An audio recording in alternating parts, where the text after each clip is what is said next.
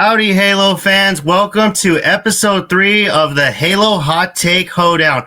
I have, of course, Vince, the Angels Cowboy, and with me, as always, the Lone Star Halo himself, Fernando.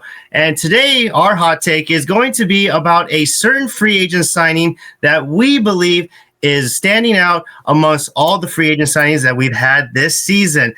And will come up right after this.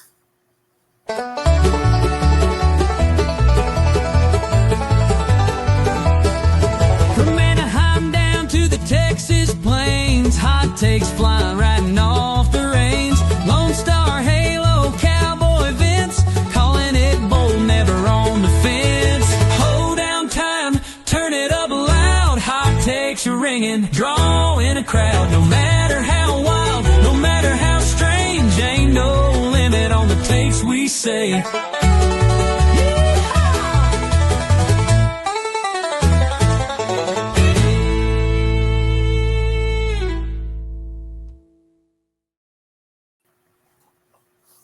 Ain't no limit on the takes they say.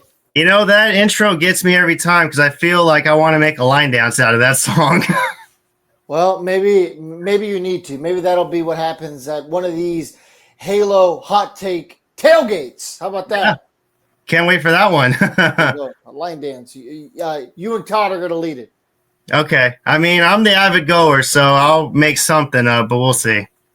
Yeah. I don't think you'll go find Mr. Todd Fox at Stampede on a regular basis. No. You might, but so. I'm going to go with no. Yeah, well, you never know. Mix things up a bit. You always, I mean, me personally picked up a hobby, stuck with it, so, and I love it. As the kids say, you made it a whole personality trait. I did. You know what, man? And you do you, King. Exactly. Whatever makes you kings and queens happy out there. But welcome, guys. As Vince said, this is episode 3, and you alluded to it. Do you want to give just a brief overview of what the take is, and then we'll kind of work our way to it? Let's do it. Yeah. So the hot take of the day is Kenley Jansen, who is arguably one of the best closers, not named Mariano Rivera, and not named Trevor Hoffman. So most likely the third best closer of all time, in my opinion, and could be in this generation the best. So the Angels do have him. He has had a tremendous career. His career started in Los Angeles with the Dodgers. He was a 2020 champion with them, and then he's bounced around for the last few seasons. And we just happened to pick him up just days before spring training, which really surprised a lot of the baseball world, including myself, because he had been sitting around. Who knows what teams were calling his name. And the team in red in Anaheim said, hey, we need a closer, and you're the guy that we would like. So, yeah, we believe, Fernando and I, that this is one of the biggest signings of the offseason, even though we have had other veteran players in our presence, such as Kyle Hendricks and Travis d'Arnaud, and, of course, Yusei Kikuchi. But, yeah, today we're going to just focus on Kenley Jansen. And for a lot of people in this generation, they have seen Kenley so many times. They've seen him in the postseason when he was with the Dodgers.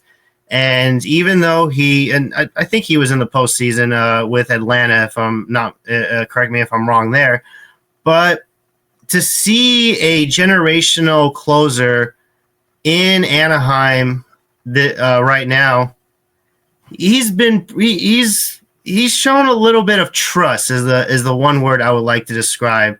The last few years haven't been much trustworthy when it comes to our closers. So that is what stands out to me. But one of the issues we have had with Kenley Jansen is that we haven't scored enough runs for him to get that opportunity to even shut down teams that we are facing in early this season. Now, keep in mind, it is early. But at the end of the day, in the long run, he's gonna come up clutch whenever we need him in big situations come the All-Star break, when the dog days of August kick in, and if it's still there, the September push. Yeah, Kenley Jensen's rise to being the dominant closer you mentioned is pretty crazy. So let's see. Let's take a trip back a little bit. So George Bush was reelected in 2004. Ronald Reagan died. And that was also the year that Kenley Jansen was an undrafted signee by the Dodgers. And some people know it, some people don't. He was actually signed as a catcher. Just kind of didn't have what it takes to be a catcher, from what I've heard. At least that's kind of always been what people say. But clearly had what it takes to be one of the greatest closing pitchers, like you said, of certainly modern day baseball. He's known for his cutter, right? Or Yeah. he's known for his fastball. Not exactly an Aroldis Chapman 105-mile-an-hour fastball when Aroldis Chapman was at the peak of his career.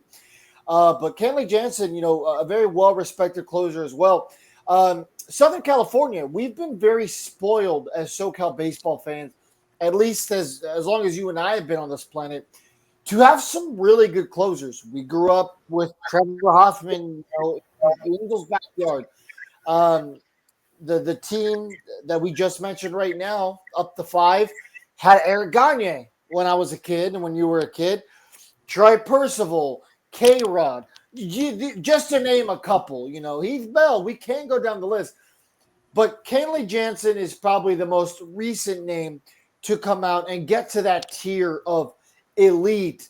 And I think it's fair to say that he's most likely a future Hall of Famer. The only thing that could stop him is, for whatever reason, the baseball writers hate voting for closers. Probably why K-Rod's never going to get in. He should, in my opinion, but he probably will never, just because of how that works. But even when he was wearing that nasty shade of blue for the Dodgers, Kenley Jansen, always a very respected closer, very talented closer. It was always hard to dislike the guy. Never flashy in the sense of it being obnoxious, but always emotional out there in a good way. Personally, I like players who show emotion. I kind of don't like it, when they're the stone face, no reaction at all.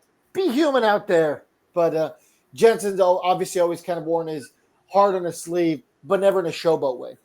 No, I mean you do have a good point, and I know it's a topic that is goes both ways, but the show emotion, and I mean the way I see it, he was just a very focused guy. I mean, you look at some of these players who do showboat; they're having fun. I think there's a big difference between who's the business player, who's the fun player, and the electric player. And this new generation, I think, is just coming around saying, "Look, baseball is fun, but nobody shows it." And I think the reason why is in my opinion, it's the whole the jinx, as they let's put it as a jinx, because the old school way is you don't show off, because if you do end up losing that game, you look like an idiot for what you did back in the 5th or 6th inning, or even in the 8th inning. It's you got to remember, you got 3 more outs to record, kind of thing.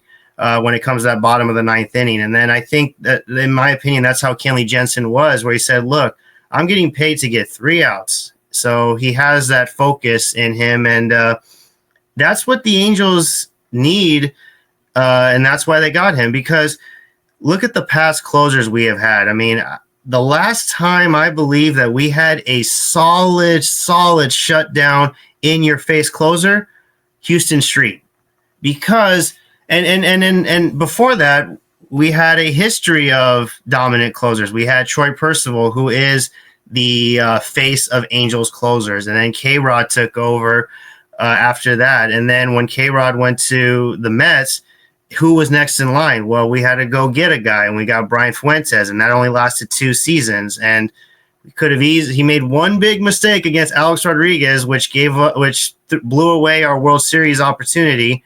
And then after that, it was basically a closer by committee, because Ryan Matson, we signed him, was supposed to be our closer of the 2012 season. He didn't even pitch the entire season. He didn't even pitch at all with us after he signed with us or got traded. And then we had Ernesto Frieri, who was on and off. He had his moments in 2012 and half of 2013. And then after that, the trust was gone. And therefore, in 2014, that's when we go to get Houston Street in the trade deadline. And he was just phenomenal in that second half of the season. And we had no choice but to keep him for the next few years. But Father Time, undefeated. And in 2016, that's when the career basically ended for Houston Street. And then after that, it was the whole closer by committee. Blake Parker was there. Yeah, Blake Parker, Bud Norris. Bud Norris, yeah. True Angels fans remember Bud Norris. Hansel Robles, Keenan Middleton, even friend of the show, Ty Buttrey, here and there. I mean, yeah, it's been really, they've thrown everything in the kitchen sink in the closing position since. And it's a bummer that we had to do that because it never works. Like, everyone thinks that closer by committee helps a team. It really doesn't. It hurts a team, if anything. Well, a perfect example of it were the 2003 Boston Red Sox. And 2002, they had Ugueth Urbina, who saved 43 games. However, he decided to get the bag, and he signed with Texas after the season. And then Grady Little decides, either not Grady Little, but maybe whoever the GM was. I think it was Theo Epstein. I might be wrong there, but they said, you know what, we'll just do closer by committee. And that didn't work out. I mean, they could have easily stuck with Mike Timlin for the time being, and he was the most solid reliever in that bullpen.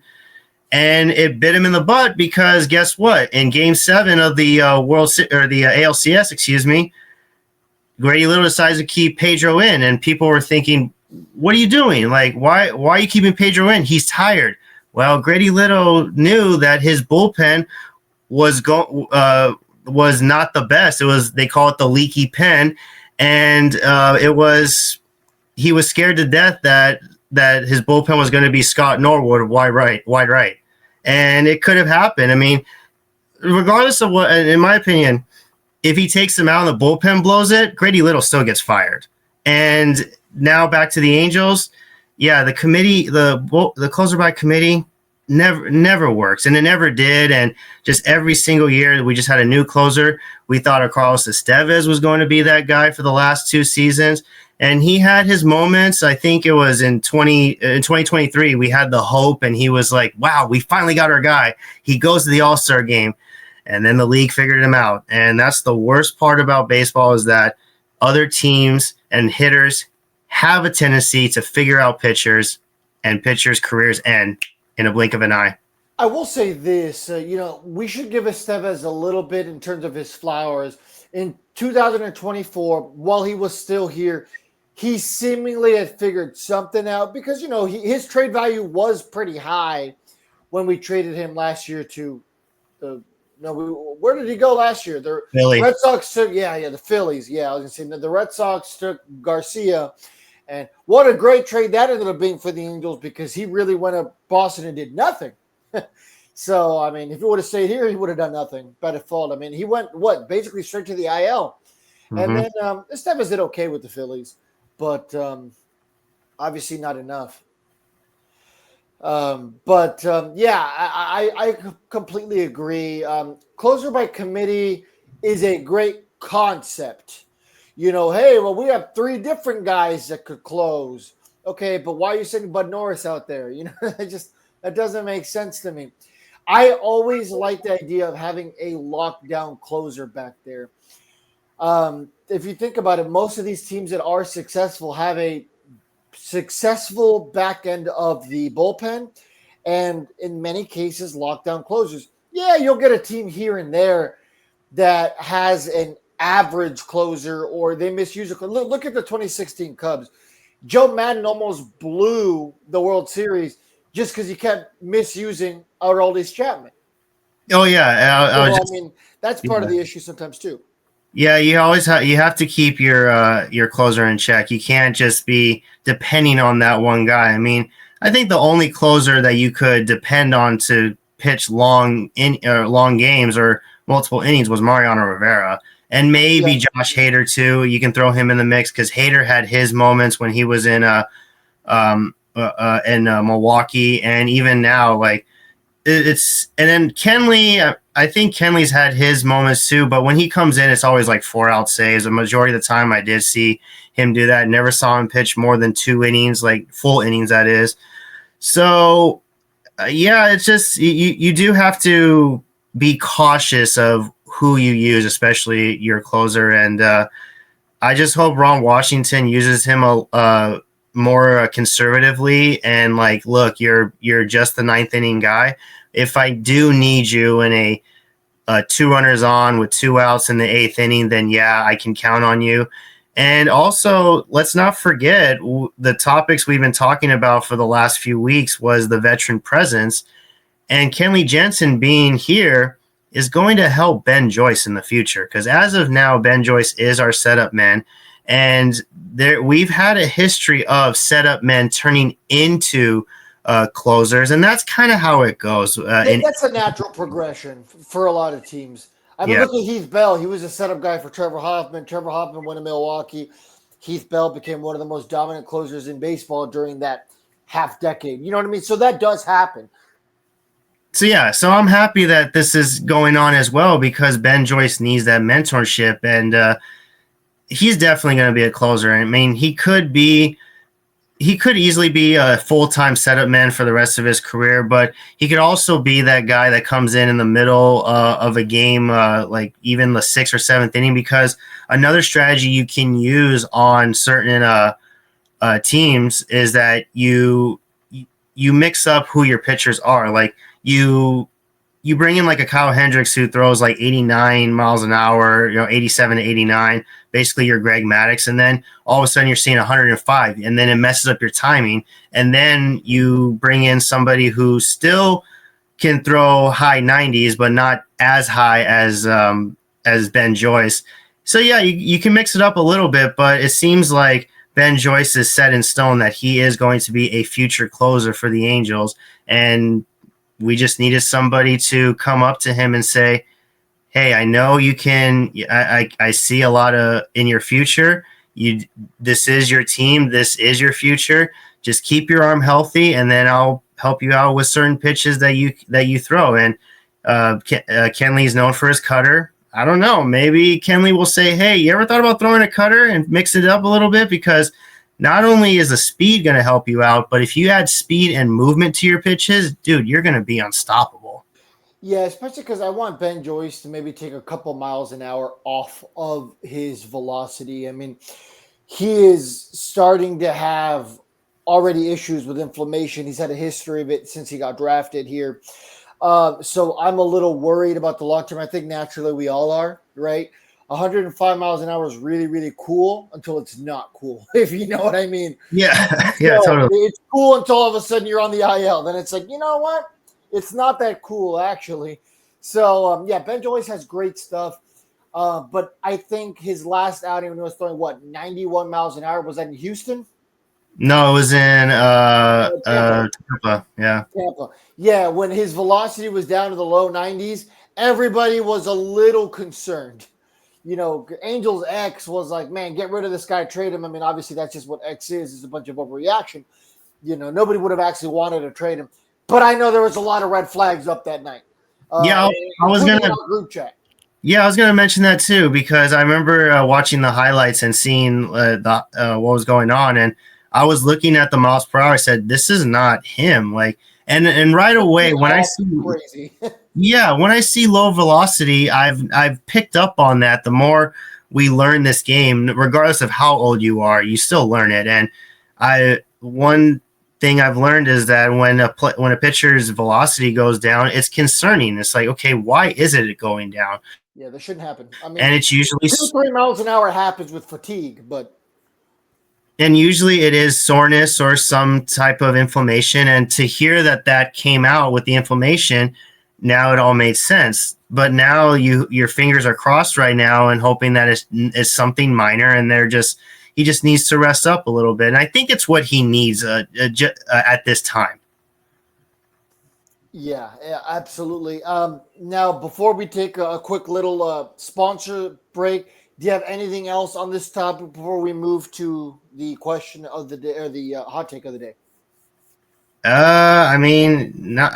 I mean, it's just great to see. Like I said, I'm gonna say I've said it before, but it's just great to see Kenley Jensen out here, especially back in Southern California, because we've been spoiled with watching him whenever the Angels don't play, and he happens to be on the mound when the Dodgers had a 1 or 2 or 3 run lead, and to hear California Love come out, yeah, it sounds a little bit annoying when he's on the Dodgers, but you know what? You can't complain because guess what? It's like Mets fans got to see Mariano Rivera for all those years, and they respect him a lot, and we have to as well. Like it's a lot of respect towards him. I've always had respect towards him, and now he's with us, and it's just a great sight to see. Absolutely. Now, we are about to get to our next segment. Before we do that, guys, let's talk a little bit about today's sponsors. 714 Tickets. Use code HITTI at checkout.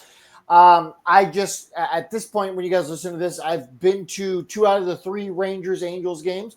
I use 714 Tickets. I use the code HITTI. That's right. It doesn't matter if you're not in Anaheim. Check out 714 Tickets. Give it a chance. I've gotten wrestling tickets there. We've had people get concert tickets there. And, of course, any baseball game around the continental United States. Code HITTI. You also get 5% back in future purchases. For the most recent game I went to, I did use my, $47 in rewards for tickets. So, hey, free money, Vince. What do the kids always say? In this economy? So, yeah, in this economy, free reward money. Can't say no to free money back. You're using the money anyway to go to the game. So, yeah, code HITTI, H-I-T-I. Make sure to head on over to Brewheim and mention Halos in the Infield for your drink specials. And Todd, what do you want to say about Underdog Fantasy? Hey Todd, what are you looking at? Looking at the Underdog app sponsored by Halos in the Infield. Actually, you can punch in H-I.T.I and get the promo code 20% earnings on your first bet via Underdog, the app. And also, they match 50% up to $1,000 winnings if you place bets. You could put them on players. You could put it on teams. It's a nightly thing. It's so easy to play, but also gamble responsibly. All because of Halos in the Infield and Underdog, the app.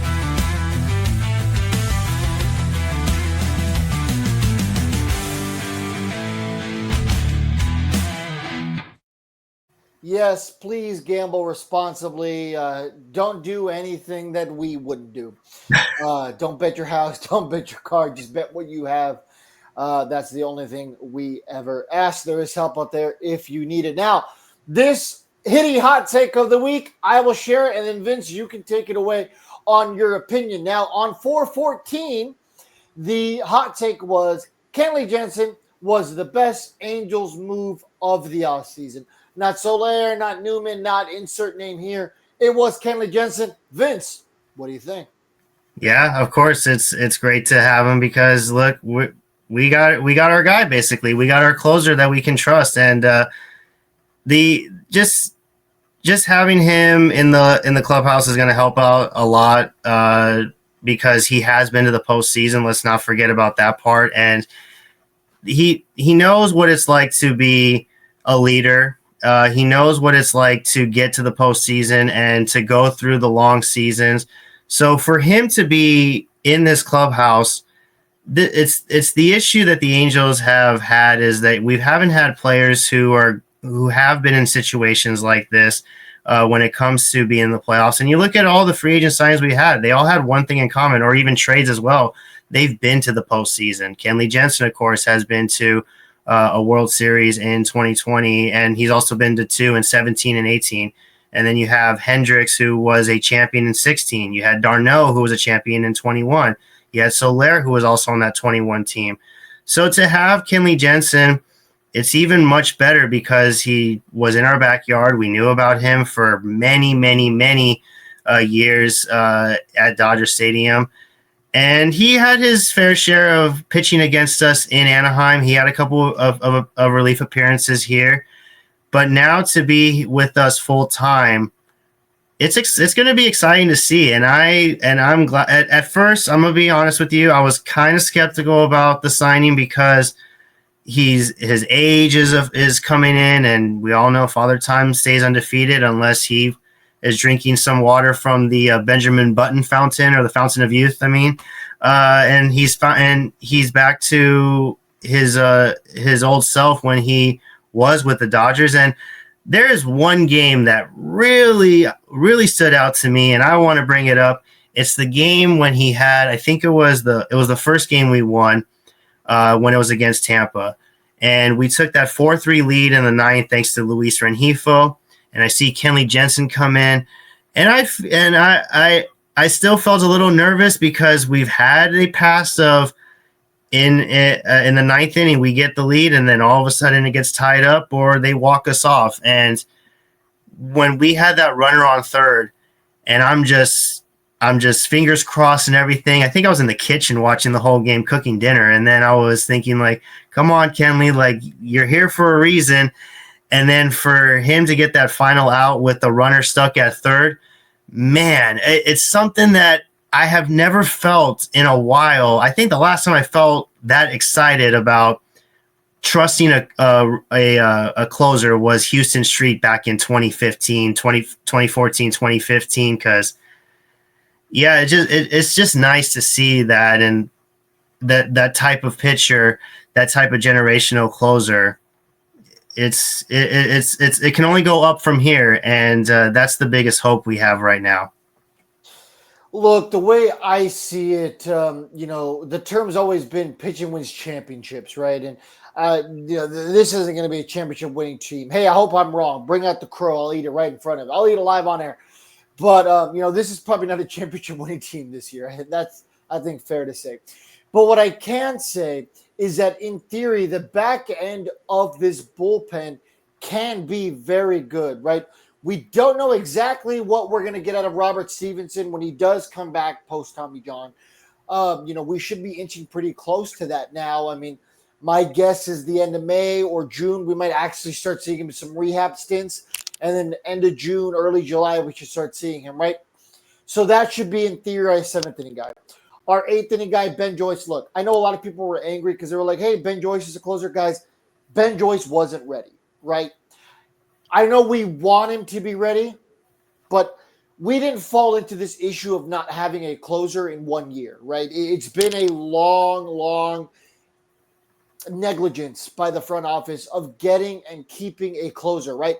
We had Raisel Iglesias for a while. We traded for him. That was great. We re-signed him. We all rejoiced because we all liked Raisel Iglesias when he was here, right?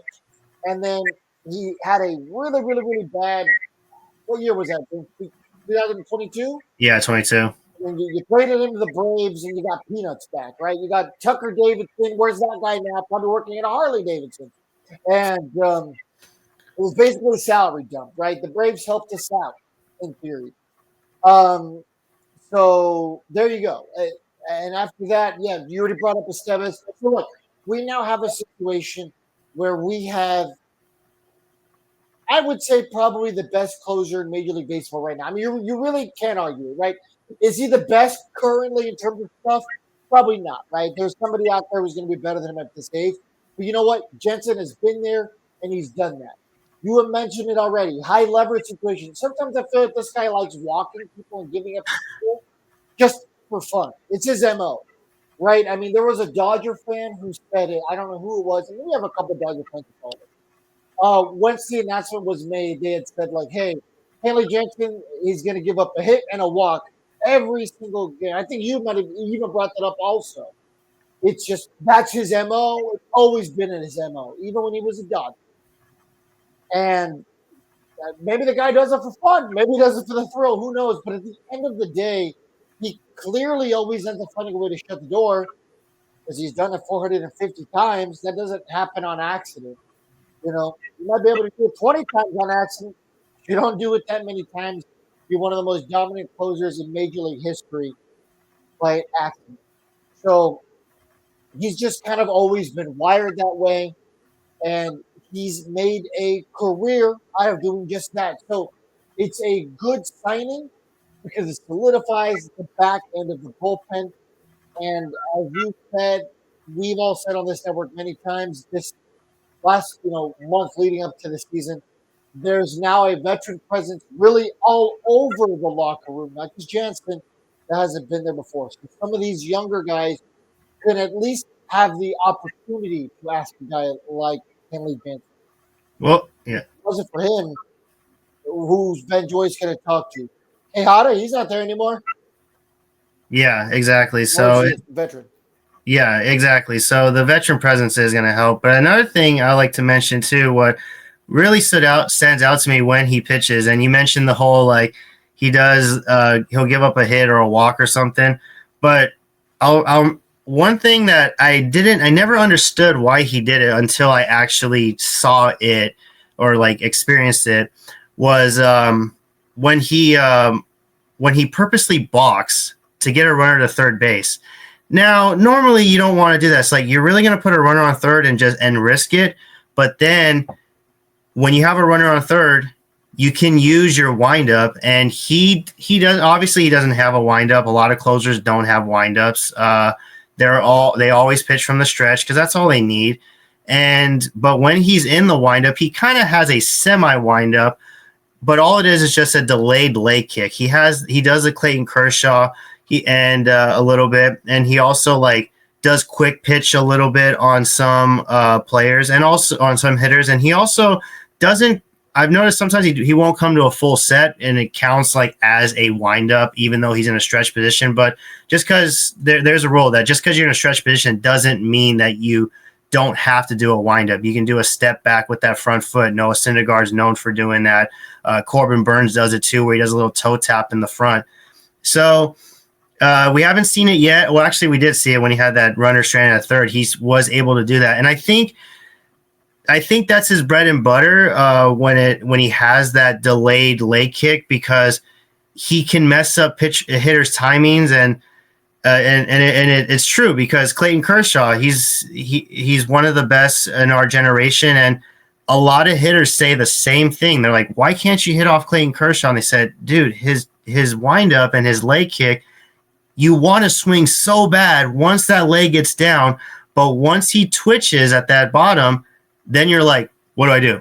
And then he throws that 12-6 curveball, and you try to adjust to it, and it looks like you're in a Bugs Bunny cartoon. Yeah, you look silly. Yeah, so it's gonna be it's gonna be fun seeing that on the mound, and it's in high leverage situations. It's all about trust. I mean, that's kind of the word of the day, is just trust. I'm gonna say it multiple times, and I want to give a shout out to Loyal Halos, who actually shared a video saying, "Finally, for the first time in who knows how long, I have a closer I can trust." And I shared that video right away. And Sam's a good friend of mine. Shout out to him. So if you listen to this, I love you, brother. And he posts some great content. Go give him a follow as well. But yeah, at the same time, I couldn't agree more once I saw that post about that reel, and it's so relatable. And then, I mean, yeah. Yeah, and also, I mean, 1 year, $10 million. So, I mean, for Kenley Jansen, that's good, right? I mean, didn't we give Estevez essentially that? He was making somewhere in that ballpark with us For 2 years, yeah. Correctly, yeah. So, I like the signing. Are we early on in the season? Yes, but once again, there's some peace of mind. You know what I mean? I'm not against using a closer in the 8th inning if it's a high leverage situation, like you had mentioned. 2 outs as a runner on second and third in the 8th inning. Brock Burke or whoever you brought in couldn't get it done, so you bring in Jensen because that's the more obvious high leverage role. And then you use Ben Joyce in the 9th inning. Okay, cool. I can live with that. You know what I mean? Yeah. Whatever the more high leverage role is, that's fine. I just hate it when you're like up by 6 and like, oh, we're going to put Jensen in there to get some work in. When has that ever worked out in Major League Baseball history? If it's not a save situation or at least a high pressure situation, closers just don't do well. If you have a 4-run lead and it's not a high pressure situation, it's like a clean inning, it's not going to work out. But if it's, you're up by 4 and the bases are loaded with like 1 out. Okay, yeah, that's a high leverage situation. That might work, but I digress. Since we really talked up Kenley Jansen, I want to take an opportunity to say this. The hot take was that it was the best move of the Angels offseason. where we currently sit, what's second place? Jorge Soler, and after that, about 50 pounds of crap, and then what, monkey shit? Because then you got Newman and you got Travis Darno. None of those guys are producing right now. So that's what I'm saying. I mean, Kikuchi, yeah, he hasn't been awful, but he did well in the first game against the Rangers, but he hasn't been incredible either. Yeah, quality starts. Personally, I've always hated that stat, Vince. I can't speak on your behalf, but I've always thought that was such a funny stat. If you go out there every single time you get a quality start, your ERA is still going to be almost 5 Mm-hmm. because you're giving up 3 runs every time. So I always thought that was such a funny stat. In my opinion, a quality start should be like, I'd say 1 run. Yeah. That sounds like quality. 3 runs, like I said, your ERA, if you do that every time, it's going to be in the 3 and the 5, or the 4 and the 5s. That's bad. But I digress. There's really nobody on that tier that can even compare to Jansen even this early in the season. Like I said, the next closest would be Soler. Yeah, and Soler's had his moments too, where he went yard against the Guardians, but he's also gotten on base a few times here and there. And for him to be hitting behind Mike Trout does have some protection, and then and to have Soler, it is neat to watch him play, at least hitting full time, and he does get some reps in right field, but before you know it, it's just a matter of like how consistent is he going to be. And I think when he more focuses on hitting, he is just as consistent. But maybe defense will help him a bit too, because he's going to stay loose. Because when you're DHing, you're sitting around a lot, and the only movement you're going to get is if you get down in the cage. And who knows how much times he does it? He probably does it before he even hits that inning. If he's batting third and he knows he's going to hit third, then he'll go down there, get some swings in. If he's leading off an inning, he'll go down there when the defense is out there. Yeah, I think Jorge Soler, it's not really a close second. I think it's probably like 10 furlongs behind Kenley Jensen. Yeah, but I mean, just because everyone else has been so bad, you know what I mean, that they've signed so far this offseason or traded for. So, but we'll save all that for another episode. Of course, we don't want to step on our partner's toes. You know what I mean? We were talking about line dancing earlier. Yeah, exactly. Well, that's 2-stepping, but yeah, I get you. Good point, though. Okay, Vince. Anything else for this episode before we hit our closing? Well, I would like to ask one question for you personally. Since you are known as the Lone Star Halo, you do live out in Texas, and in honor of this week playing against Texas, tell the fans, the Angel fans who, including myself, who are looking forward to probably making a trip to Globe Life Field, what do you expect? What should we expect from that stadium whenever we get an opportunity to go, whether it be the food, whether it be the seats? Is it air conditioned? Like the humidity? Like, how are we going to stay cool in there? Just run it down for us for to end the show. One of these times I should actually do like an episode. Like, here's what to expect, or maybe do like a YouTube video about it. That's really what I should do. But you can do a summary, a little summary right now. The crash course. I mean, you're gonna have to find a way to get a Globe Life Field. So you fly into either Dallas Love or Dallas Fort Worth Airport. So you're about 20 or 30 minutes away, depending where you are. So getting to Arlington is half the battle. Rental car, Lyft, Uber, whatever. And once you get there, it's a warehouse district, very much like how Angel Stadium used to be. For anybody who remembers the Big A years ago, it used to just be a bunch of warehouses before all those apartments came in. And there's still an awful lot of warehouses, but you know what I mean. It used to be much worse in terms of warehouses. So imagine that kind of layout. There isn't a ton to do before the game unless you go to Texas Live. That's kind of what they're doing with the Ducks, with OC Vibe, and what the Angels want to build. So you can go there, you can pregame there. There's food there, there's drinks there, there's dancing there. Whatever you're kind of into. There's arcades, I believe. I've never actually been to Texas Live, but I see it all the time. Yeah, because that whole area there is where they have the Cowboy Stadium. They have some hotels down there. So that's very much the Arlington area. You got Six Flags down there. That's, where all the hustle and bustle is. There's, little local places to eat there. There's some good barbecue. There's a place, if you like chicken, called Dave's Chicken. Or not Dave's Chicken, sorry, Babe's Chicken. Not Dave's Hot Chicken. Shout out to my godmother. She owns like 20 of those. But No, it's called Babe's Chicken. So tons of good food around there. I always recommend eating before you get there. The food at Globe Life Field, notoriously terrible. Some of the worst ballpark food I've had. I've been in 19 Major League Baseball stadiums. I rank Globe Life Field number 14 in terms of the stadiums I've been to. And one of the biggest reasons, because the food sucks. When Whataburger is the best food you have there, that's a red flag. Not because Whataburger isn't good for what it is, but because I shouldn't go to your stadium and want to eat something I can get $5 cheaper down the road. And honestly, I think I'd rather pay the extra $5 and pay the Globe Life tax than eat anything else there. There's, yes, everyone's going to want to try the boomstick, which is like a foot-long hot dog, Vince. If you're there with some buddies, family, whatever, it's fine. But if you're eating it yourself, it's a waste of $32. Don't do it. The food's just bad. If you like beers, of course, it's the ballpark. There's going to be beer. They have local breweries there, like local breweries there. Get that. Or if you like wings, there's like a Pluckers in there, and that's like a chain that we have out here, kind of like our version of a Buffalo Wild Wings, even though we have Buffalo Wild Wings in this area too. But I highly recommend, if you're going to listen to one thing, maybe go in there fed or have like a bigger lunch. So when you go there, you just maybe pick some stuff. Don't go there expecting great food. A lot of people talk about how bad the food is at Angel Stadium. Trust me, a Big A burger is better than anything they got in there. So I'll say that. There's no Kathy's cookies there. You know what I mean? It's just the normal ballpark foods and stuff like that. But they probably do it on purpose because they want you to watch the game. And they're making money off food, but majority obviously is alcohol. They expect you to buy the beer. They expect you to buy a hot dog and just basic ballpark food. Like it's not a luxurious hotel where you're trying to eat fine dining. You know what I mean?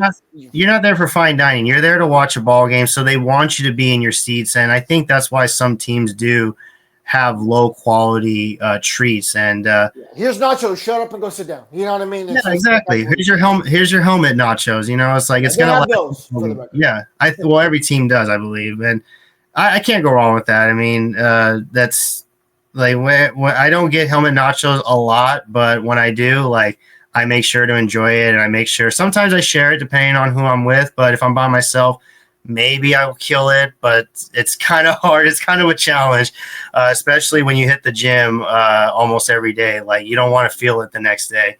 Yeah, but no, thank you for sharing that because I myself look forward to seeing Globe Life Field, and also I do want to see Houston as well.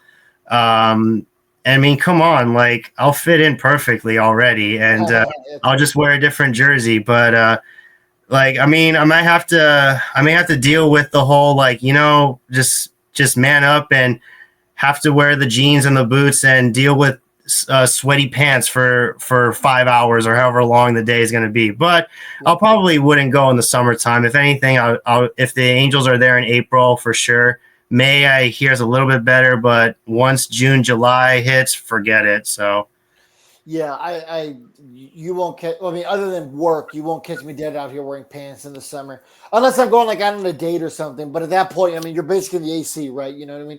You're going from the car to the restaurant or whatever. So, yeah, you know what? That's a good idea. Maybe in the future, I'll do a whole breakdown video because I know we do have a lot of fans who go to both.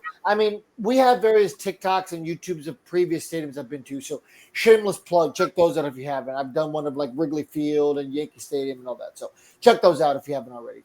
But on behalf of all of us here at Halos in the Infield, thank you guys so much. Vince, you have your handle there, but please give the people your handle for anyone who's listening on the audio side. Yeah, it's at Angels_Cowboy on Instagram, and it's a lot of fun. It's a little hootenanny going on this season for sure. Already off to a good start. Absolutely. Make sure to give Vince a follow and make sure to give us a follow as well. Once again, on behalf of all of us here at Halos in the Infield, thank you so much. Make sure to check out all of our sponsors, and y'all come back now. You hear?